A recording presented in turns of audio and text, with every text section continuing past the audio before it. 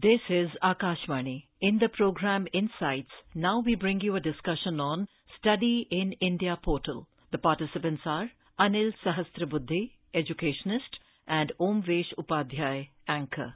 Built on centuries of values, the Indian education system is the world's third largest higher education system, having a rich mix of premier government and private colleges.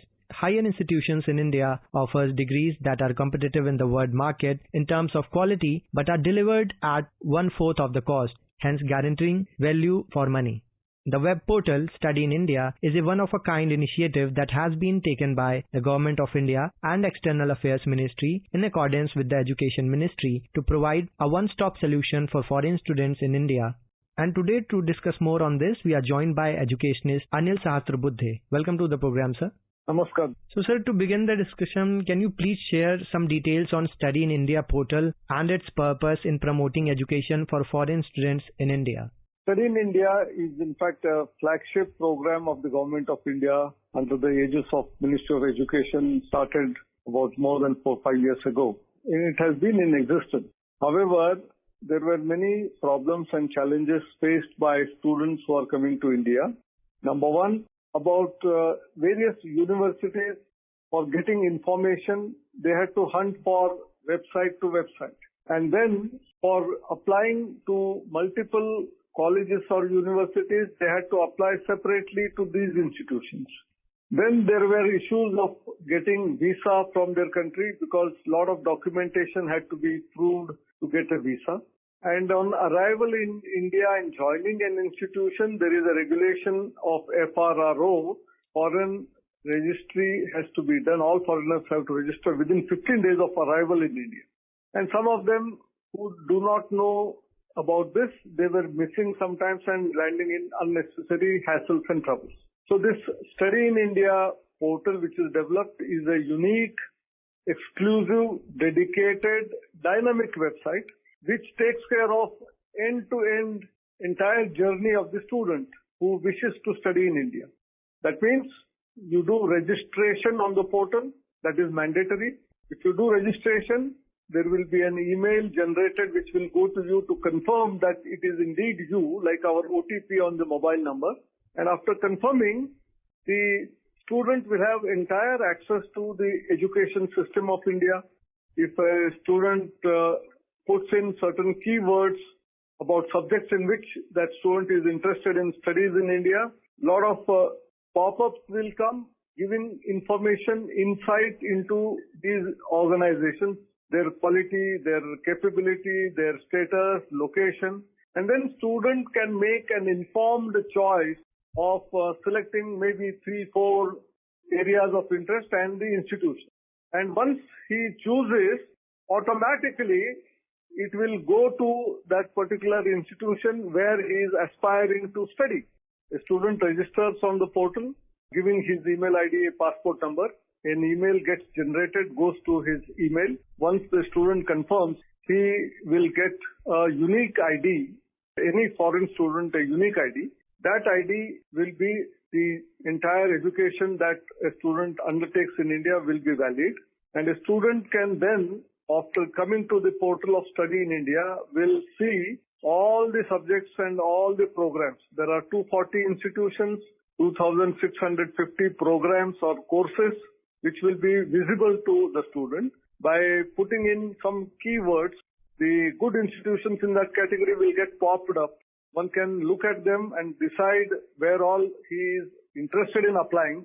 Once he chooses those, an application will go directly to those institutions, and based on their own philosophy of shortlisting and giving admission, whichever institution decides to give admission to that particular candidate, on the profile of the student, automatically that admission letter will appear. A student would have applied for, say, interest shown in 10 institutions. He may get admission in 5 institutions. This will be available on the dashboard of the student in the Study in India portal. Then student may accept out of those 5, whichever is the best one for his consideration or her consideration, maybe one of that. And that will get triggered, and the corresponding embassy in his country, Indian embassy, the person who gives visa will receive this information. And therefore, when the student applies for visa for coming to India for studies, that student need not show several documents because those documents are already taken in at the time of reporting in the Study in India portal, registration in the portal. That information gets shared, so visa approval process becomes smoother and easier. And once the visa is given, when student lands in India, there is a compliance officer in the institute with whom he gets connected, and the formalities of FRRO, registration in foreign incoming individual citizens, has to be done within 15 days on arrival, which will also be taken care of. And the entire journey of the student is tracked till the student graduates, goes out and becomes the alumni.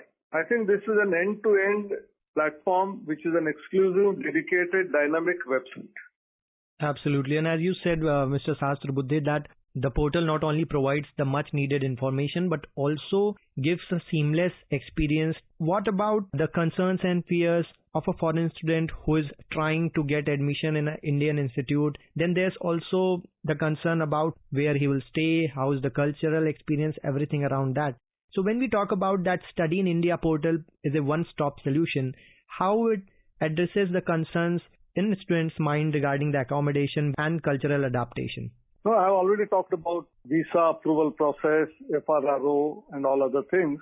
But addition to that, when a student onboards into an educational institution, the compliance officer is something similar to a local mentor or a guide who will help that student to get adjusted in the new environment, whether it is in terms of accommodation, whether it is in terms of the other requirements of food habits and all that, so that the transition from what and the way he lives or she lives in their country to here becomes absolutely smooth.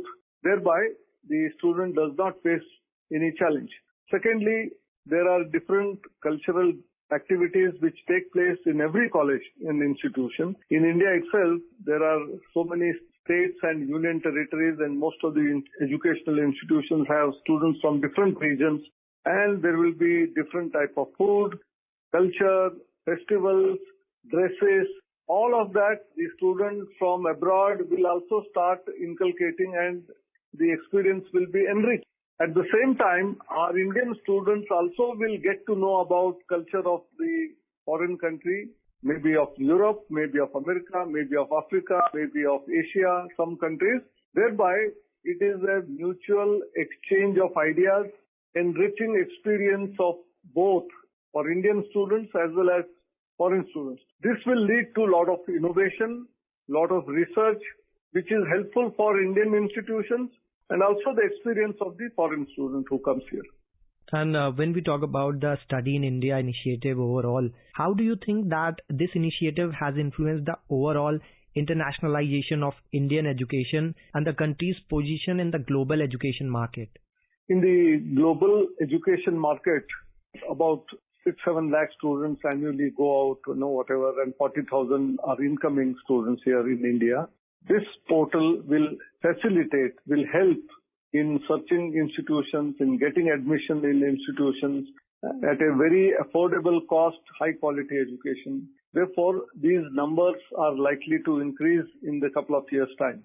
And that is the goal of the national education policy of internationalization of higher education, thereby not only getting our students going abroad, but more students coming inside to India, because we have got many more things to offer beyond normal science, engineering, medicine, law, and humanities and social sciences. But we have yoga, what we call Indian knowledge systems. We have Ayurveda. We have different types of art forms, dances, music, which is unique to the diversity of India. And this will be enriching experience for foreign students when they come here. Absolutely, Mr. Sahasrabuddhe. You talked about yoga and Indian medicine sciences per se, Ayurveda, and everything about that. Can we hope that these Indian traditional knowledges can also get a better exposure when foreign students will come to India? They will have this exposure to learn. Absolutely. There is big interest amongst foreign students to know about Indian culture, Indian ethos, Indian values. And we said earlier that yoga, meditation, we have different types of dance forms, art forms, crafts, we have music, which is unique to India. And when they come and start studying, our Indian students also get excited. If someone from America, someone from Europe, someone from maybe Japan, maybe from Thailand, maybe from South Africa is coming to India to study such courses, which is our rich heritage, and we ourselves are not studying. So naturally it catapults interest of Indian students also in these subjects. And Mr. Sahasrabuddhe, when India is getting this influx of foreign students from around the world in India, do you also believe that this will put an indirect pressure, or we can say the responsibility in Indian institutions to make their infrastructure world class so that they can compete with prominent global institutes and one day can overcome and rank in top one of them? Yes, absolutely. In fact, many of these institutions in India, they are certainly building class infrastructure. There has been certainly support from the government of India to centrally funded institutions and the CFTIs like IITs, NITs and central universities.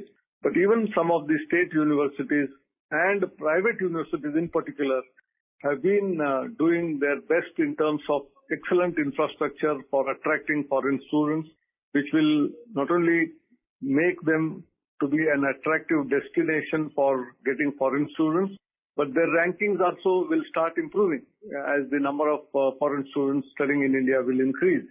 And how do you see when we see that there are few Indian institutes like IIT or IIMs who are expanding their branches, their institutions in foreign countries? How do you see that? Yeah. Like we have been also inviting foreign universities to set up campuses in India. Our Indian institution, in fact, 2 IITs have already taken steps in starting institutions abroad. And there are many requests from many other countries also that you must establish IIT. So this process of give and take will continue. So there will be attraction of some foreign universities in India, our Indian universities and IITs going abroad and setting up their campuses. And this is true internationalization, exchange of students, exchange of faculty, which will start happening. Absolutely. And can you please share for the information of our listeners, what are the specific scholarship programs, if there are any, for people and foreign students who are applying to India? There are 2 types of scholarships. One of them is the Study in India itself, under which either full 100% waiver in fees there.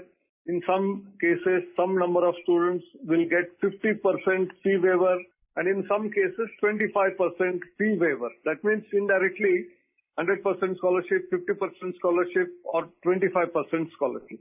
On the other side, there are scholarships from Indian Council for Cultural Relations, which will take care of the entire education of students selected from abroad and sent to some of those top universities identified by ICCR. And looking ahead, Mr. Sahasrabuddhe, what future plans or enhancements are in place for Study in India platform to further support and attract more foreign students to the country? As you rightly said, right now in Study in India portal, we have excellent institutions who are participating. We will ask other institutions also to improve their standards, approve their accreditation, and then come on the portal. So the number of institutions and the choices for the foreign students will start increasing. And the number of students coming to India will also increase, helping truly globalization and internationalization of Indian education system.